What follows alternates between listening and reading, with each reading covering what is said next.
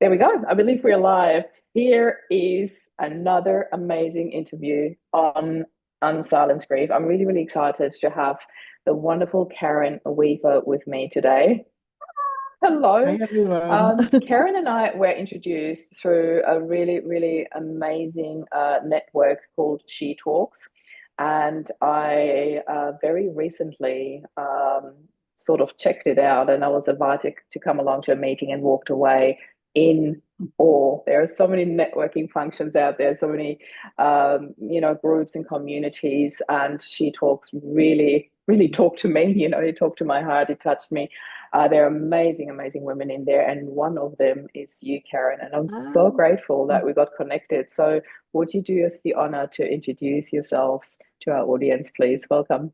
oh, thank you so much, Maria. I really appreciate us having this connection, and I loved connecting with you last week. And we actually caught up, and we didn't anticipate having a grief conversation, didn't we? Not Not at all. initially. Not Yeah. at all. It's And I amazing. think Yeah. that's life, isn't it? And that is why I show up every day for the power story. And so my name is Karen Weaver. I'm an author, a publisher, and I recently got my doctorate in philosophy, which I'm very proud of. Ooh, Thank you. congratulations. You can be very proud of that. That's amazing. Thank you. So you find me showing up in amazing groups of people, whether, and there's so many that I advocate for. I'm so proud to be the director of the She Talks for Australia. We have an amazing team of ambassadors and amazing people that come along, but it's a global network, and She Talks is just all heart, honestly. And also in there, Kathy was in there, Demoni, who has the Backyard Peace Project. That has my heart too. I'm part of the NHI, the Napoleon Hill Institute. I'm a coach in there. It has my Mhm. heart. I just love it as well. I am wherever there's heart-driven, leadership, and where we can help others along on the journey and rise each other up and walk alongside each other. I don't like being on pedestals or anything. I like to walk Mhm. alongside people. So I I'm love an that. author, a publisher, and a philosopher, I call myself. But I've got three publishing companies, and I journey with authors every single day. I am also a very proud mother of six kids from the age of 10 to 29. Six is my jam. That in itself deserves a medal, seriously. It's funny how it just Amazing. feels natural because I'm the eldest Of of course. six. And so it's Mm. just, it's just so, I'm very blessed. And you'll hear, Yeah. you know why. People are going, why would you do that? You'll know why whenever you hear my story of grief. And I love it so much. I can't wait to get into it. I just want to say something quickly because I'm the youngest of five, and there's so many comments, and even I just did like, oh my god, and I love there is a one of my favorite memes or quotes about moms with so many children is if you think my hands are full, you should see my heart, and Yeah. that to me is always like, oh, I love this so much. It is so suitable. So I can only imagine how full your heart is, Karen. So And with that being said, I think we might go straight into your story if you are okay to yeah. share. Yeah, for sure. So back in 2006, I just had my second son. There's 10-year gap between my first and my second. So I had two Mm, boys. I was feeling very blessed, was in just this part of life, and then an incident happened, knocked me into PTSD, and luckily I'd worked in mental health, so I mhm. understood what was happening, so I didn't Yeah. fear it. Doesn't mean I liked it. I didn't like it Mm, whatsoever, but mm, I didn't fear it. So I went through the motions, and I was in that about 12, 14 months. And then and if anyone who knows PTSD, you're numb. You don't feel anything. There's like shadows around, and you got like a tunnel vision, you got like shadows in your peripheral vision, and mhm. all of this stuff. And then about 12, 14 months in, I got pregnant, and there was light again, and it wasn't planned. And it was just I started, my heart just opened again, and I just, instead of living every day, I was like, oh, starting to think future stuff. I was taking Mm, every day as it came at that time. So but about, and got all excited, started telling people straight away. It was such a surprise and such a joy. And then mm. about a week later, I started to bleed. And then I was like, oh no, no, please, Lord, no, don't let this be. So within a few days, I just knew that I had lost, and so I went to the hospital, and they done the scan thing, and there was still a heartbeat there. So what I had lost one, but I didn't lose the other. And the same thing had happened to my mother with my sister.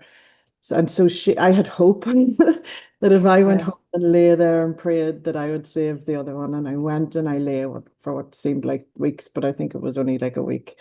And I lay there just praying that I would save this one. And I remember the moment it just went pop and just went, and just never forget it. And my Yeah. heart broke, Marie. It just broke. Yeah. I just flooded tears. I've never flooded tears like it in my life. But I know that I flooded tears for those babies that I lost. But I also flooded tears for the 14 months previous that I had Mm. lost of not feeling and not doing and all of the things. It was just like a huge, Wow. I don't think anybody would ever have seen anybody cry so much, you know? Mm. And so it was like a whole release. And I seen, and I'm not a big religious person. I'm very spiritual, but I never Mm. prayed harder than that time. And I remember Mm. the feeling of just feeling so empty, and I just felt empty. And I just remember just lying there one night. And I had, my son, he was what, 1.5 at the time, and he was still Mm. breastfeeding. And I remember just lying there going, please just let me be full again. Please, please give me this back. I really wanted it. But Mm. the miracle that happened was I didn't know the next month, but the next month I got pregnant. Don't know, it wasn't the first thing on my mind, Yeah, but of course. I got pregnant again straight away with my daughter, who's now about to turn 17 this year. And whenever something amazing happened afterwards, like even though I was in the biggest depths of grief in my whole life, like I've never felt grief like it. I Mm. was always very blessed, I'd only lost a grandmother and a grandfather, who were old in age, and that kind of grief's different, as Yeah. much as you miss them. But this was just like, it just broke my heart. But it did a lot of things. It brought me and my mum back together again, because she had experienced loss, a miscarriage Yeah. before I was born, and she had Mm. given me hope through her story, that she shared her story with me. We Did you not reconnected. know that story before then? Did I she never did. share it I with did you? know, but You did, I but think not. because I was the first baby after a miscarriage, and Yeah. that they just were like, "Oh, this miracle, this gift."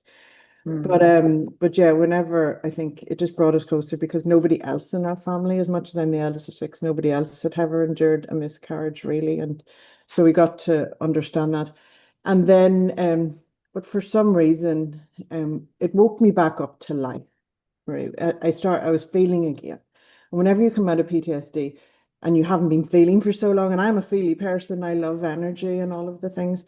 And whenever you come out of that and you start to feel and start to hope and start to plan, as much as I was in so much sadness, because I still had hope. So I Mm. touched on to that, but I also had this new zest for life, and this feeling of, I don't care what anybody thinks anymore. I'm going to go and I'm going to do whatever it is that calls me in life to advance or help.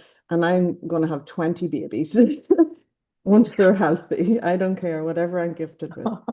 I'm Can going to I? have and love. You know what I mean? Yeah. It's just like that. Yeah. Just two quick follow-up questions that I would like Yeah. to know for the timeline. At what stage in your pregnancy did you find out that you were going to have twins? I only found out whenever I went to have, because I was 13 weeks, I went to Yeah. get the scan, Yeah. and I seen that there was still a heartbeat there, because we knew we had lost one. Wow. So through the loss of one, you realized that I there was another discovered one there in was there. another. Yeah. Yeah, yeah, Wow. yeah. Wow. Oh my Yeah. God. And twins are a big thing in our family Yeah. as well. So, and I'd always wanted twins, Marie. I just always wanted. Yeah. And people often say to me, gee, you have 6 children. How many twins do you have? And I'm, Yeah. Yeah, of course. oh, they're all individuals. Like, Yeah. it's that. So yeah, no, it was that Amazing. moment.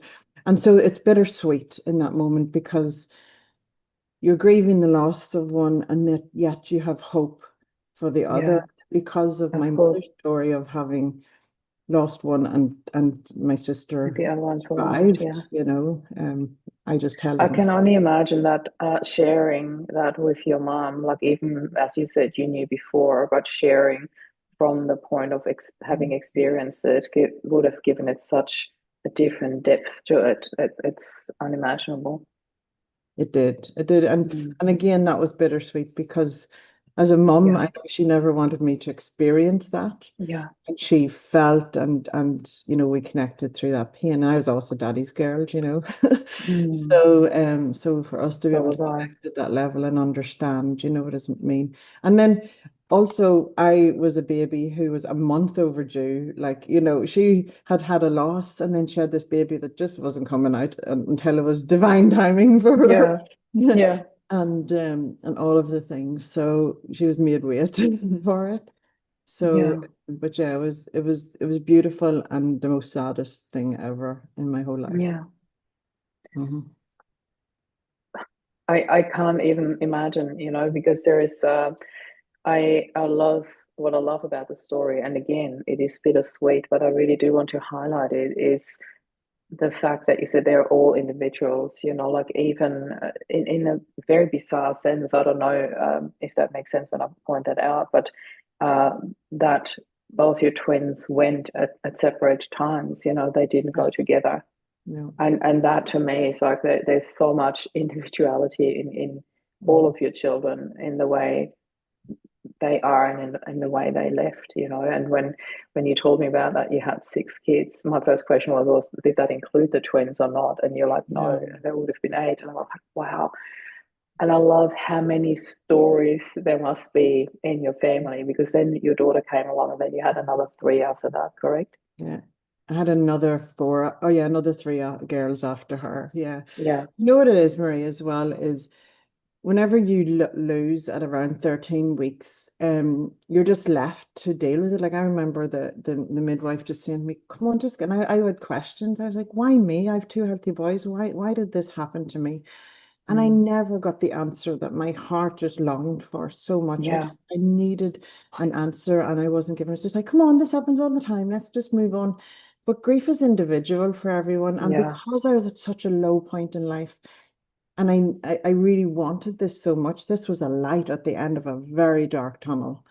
And I felt I needed it and I needed an answer. Why me? Why did this yeah, happen to me? So that I could prevent it from happening again or do something or yeah, um, and it was just like, come on, the Irish culture was like, come on, let's just get over it. This happens all the time. Let's move on. I could never move on.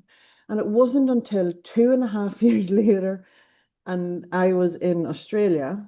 We had mm, emigrated to Australia, and I had had my rainbow baby, which is Kira.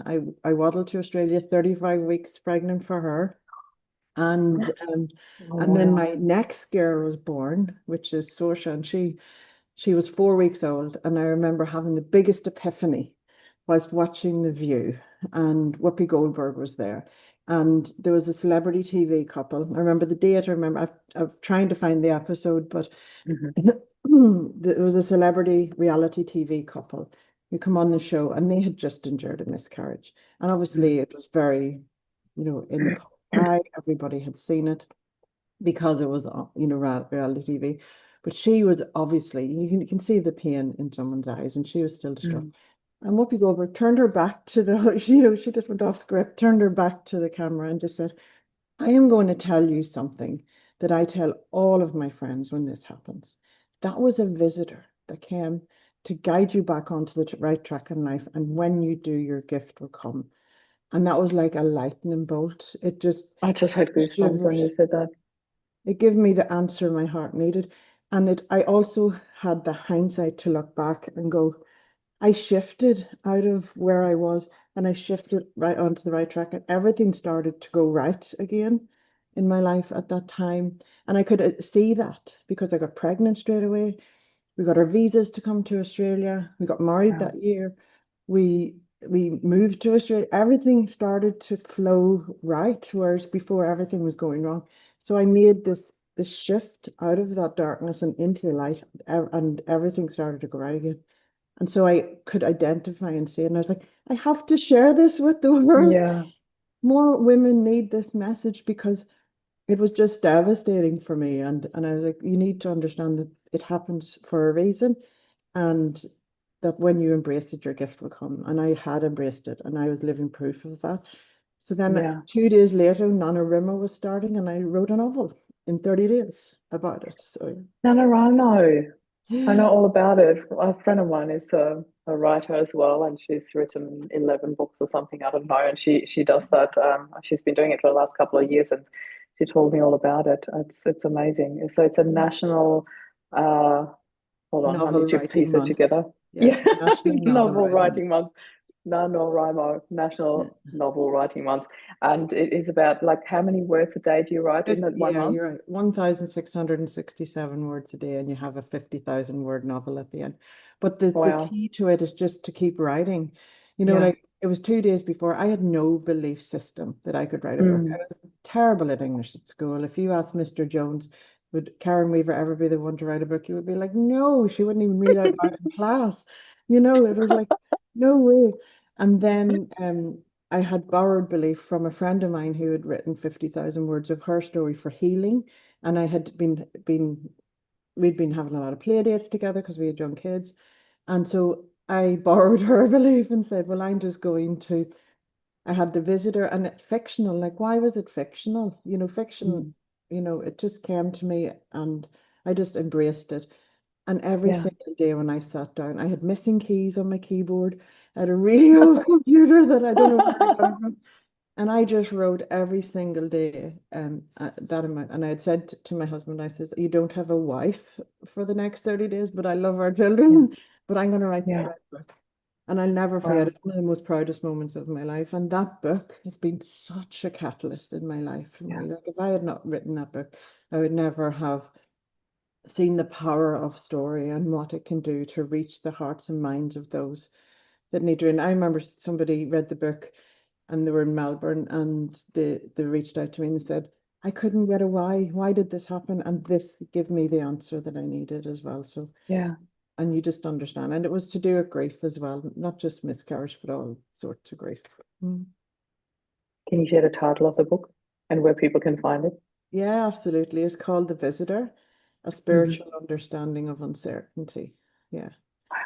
And it's I book love one it. of three. The first book deals on grief and miscarriage. The second book deals with be careful what you wish for, you might just get it, the wish giver. And the third book goes into memory loss and dementia. And I believe that people who end up losing that they're vague, they're kind of not there. They're actually Hmm. inwards doing work so that they're ready to leave. So yeah. Yeah. Oh, Mm. that is so beautiful. I've never seen it from that perspective. That's amazing. And I That's know amazing because it these so books aligns came with to me everything that I through. believe in. Yeah. Sorry, I just cut you off. Say that again, please. Sorry, the books came to me and through me. Like Yeah. I write them and I'm like, did I write that? Wow. Yeah. So Oh, I love that. mm, So for anybody listening to this, we'll definitely be sharing the links to all the books anyway. So don't worry if you just missed it. You don't have to rewind. You can just go back to the show notes and click on the links. We'll be sharing them. Oh, wow. So there's so much in your story, Karen. I just love the rawness of how you're sitting here sharing that with us. I really want to thank you for that because that's just such a gift to me, and I'm absolutely certain to our audience as well. When you started, so was the NaNoWriMo, was that your first sort of intro into writing? yes, well, definitely a book. Whenever I moved to Australia, I kind of went through a spiritual awakening. So, Hmm. I never was introduced to anything other than the Catholic religion Yeah. before. And then I started I think it was definitely, I don't think I know it was whenever I come out of PTSD. I call it my cocoon period when I was in PTSD. Hmm. Um, and whenever I came out of it, I just had all of these things coming through me, like all these wisdoms, all these kind of philosophies, all of these things. And I was like, what? I was just thinking wider. I was thinking differently. I was getting different results. And I was like, what is this? Like, I'd never been introduced to any of this in my life. And so I ended up becoming part of, whenever I moved to Australia, I became part of a website called Adoptimum. So it was my friend who actually I borrowed the belief from, who had written her story. And she had didn't have a mum, and I was in Australia, and my mum was the other side of the world, so I joined, and then it morphed into building beautiful bonds, and I started to write these mindful musings about things just that were coming up, and I was thinking or whatever my observations, and I just called them mindful musings, and I started sharing them in the website, and then they wanted me to do them consistently, and I did them intuitively, and then I became their organic writer. So they're like Mm. 700 words or whatever, but I know it was setting the scene for what was to come, but didn't know it then.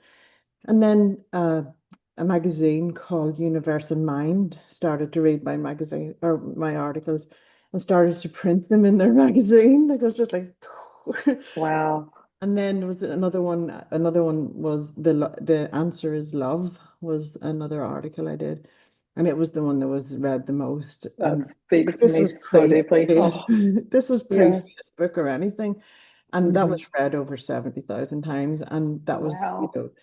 and there was, I think there was someone a guy in Czech read it, and he said, "This is the best thing I've ever read. Can I please share it with my network?" And I was like, "Yeah, go ahead."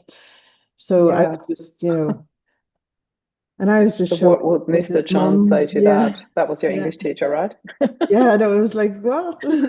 Well, I'm not saying that they're all literary works, but they're definitely from That's the not what heart, it's about. power of Exactly. story. And that's what I really want everyone to, your story, whenever it connects with the heart and mind of someone, if you share it verbally, I'm from Ireland, we go around, we have cups of tea with people and share our stories so that people can learn from it, can heal. We feel connected, we feel united. And I feel that the world needs stories now more than ever, because we need to get connected again. We need to connect with people. So that is why I show up for the power of story every day. And if we can help another through story, like, that costs nothing. That's just a little bit of time. And it also raises your vibration. And it's Mm. kindness. Kindness, actually, there's been a study done, and being kind to someone else boosts your immune system. So it's really good for your health. So it's Mm. in your best interest to be kind and to put good things out into the world and to connect with others, and everyone benefits from it. It's beautiful. You're speaking my language. I love this so much. I'm so, so grateful that we connected because this is just, yeah, it's so down my alley. Like everything that you share here is so aligned with the message that I'm standing up for. And that's why I was so happy when you said you're going to come and share your story on Unsilence Grief. Share a little bit about the work that you do these days, as in how do you support people through the power of storytelling? Because this is, I love how this whole path that you walked brought you to what you do and who you are today. Yeah, absolutely. And I do life, like, life happens all the time, but whenever you come from a positive mental attitude, whenever you show up with the best of intentions to help others on their path, um, I think that just raises your vibration, and people want and need that these days. Do you know what I mean? So it's our duty to be the highest version of ourselves and pour into ourselves first, so that we don't end up in a rock bottom moment like I did with PTSD, Yeah, because I wasn't taking care of myself before that. And I was on the line, and that's why I sunk. So because now I keep myself in a nice high frequency of joy and all of the wonderful things, whenever life happens, I don't fall below the line. I stumble, I mm, get up. I learn, and everything that we experience in life can help someone else, or can support someone else, or can just to yeah, be there, to understand. And so yeah, we don't go through things just to have endured them and harbor them. We can use them as opportunities to help others on the journey, even learning in business, or learn, anything, whatever it is we're experiencing, there's teachable moments in it so that we can share with others. So whether mhm, it's writing a memoir, whether it's writing a signature book for your business, whether it's a children's book, like, that creates a moment of connection between a child and a parent, where you sit and you read a story, or the child's, there's just so many opportunities. And story, no yeah, matter what genre, no matter what medium, whether it's books or video or, podcasts, whatever it mm, is, has the power to shift the dial. And so that's why we all must show up for story. We must have the courage to share. I've never, ever, ever worked with someone who hasn't been rewarded for their courage. mm, An example of that is, we were I'm I own the Heroes Roar series, and the Heroes Roar series is a legacy project for me. With Mhm. over 200 people sharing their stories from all walks of life. Some Yeah. people use it as a story, share a story about how they get into their business and and use it as a marketing thing. Some people are showing up for story just to share it and get to dip their toe in the water of publishing so that they can then know and to stand alongside other people. There's somebody Mhm. yesterday who said, I've never shared my story ever, but I feel safe sharing my story in this book because I'm standing alongside other people who are Mm. courageous enough to share their story as well. And I was Oh, thank I you for love that. sharing. Yeah. And Mm. she went through because you get inhibitions initially. It's, you feel like you're exposing yourself to the world, Yeah. the darkest Yeah. secrets. But honestly, I've also had people come along and say that they want to write a book, but they've got lived family members who mightn't agree or who might take, and I have never once seen it's just been an opportunity to have a conversation and let someone read a whole new perspective that actually ends up bringing people together. I've never Yeah. seen it pull people apart, ever. Yeah.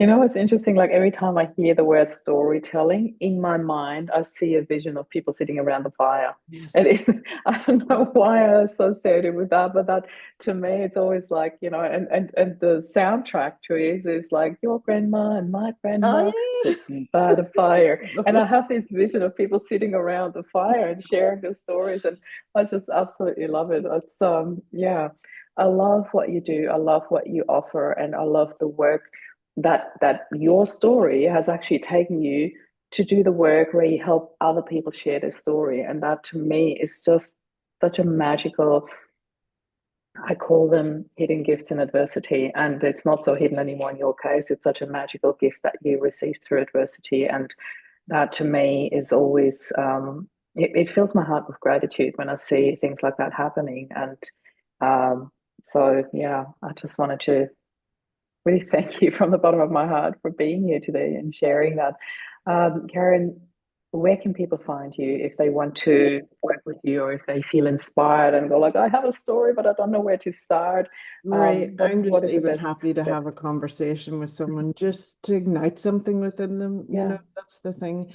Because I have just had a conversation with someone and it's just set them on a trajectory and a path and they take the baton and run with it. They don't even have to sign up for me to journey with them. Do you know what I mean? It's yeah, yeah. just ignite something within that's a gift to me as well as it Hmm. is to them.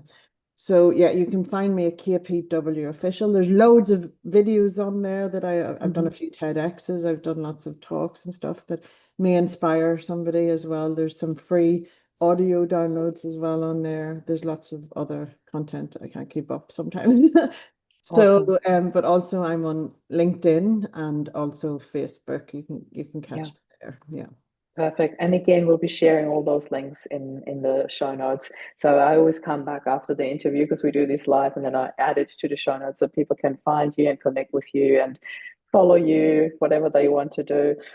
Before we wrap this up today, Karen, I really want to bring it back to the grief and the healing journey that you have gone to. If any mom who is going through this right now, who might be sitting in her cocoon phase at the moment or has just experienced a loss, what would you like to say to her? Because you've been through this entire journey and you've been in the cocoon a couple of times. What would you like to say to them when they're in it right now? Just to honor your grief, honestly, I was being judged for grieving whenever had lost my twins because, it was a miscarriage, not, I did, and it was just that, just honor your grief. It's that these were gifts that came to you. They will always be part of you. They will always have lived for that time with you. So just honor that grief, honestly. Mm, Process it as much as you can, but don't let it hold you back. Let it light you up because it is a gift. I always from my mother, she knew life is a gift, life is a gift. So just always embrace it as that and journal, write it out because whenever you journal, whenever you write it out, whenever you're healing and you're writing things out, you're taking it out of yourself and making it tangible so you can work with it because grief is such an inside job. It can consume you. It can no.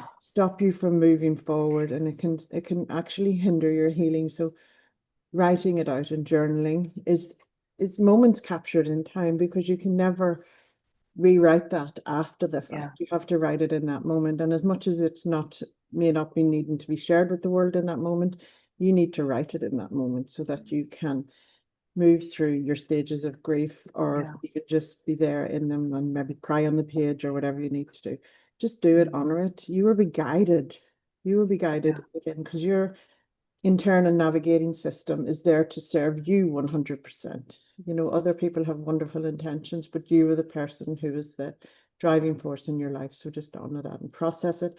And you never know where it will lead you. Honestly, any adversity I've ever endured, as much as it's been heartbreaking to endure it, there's always a seed of benefit in it. You know, something that's planted, that if you choose to take it and bring it forward, will just bring something really amazing into your life. You know, it's never wasted.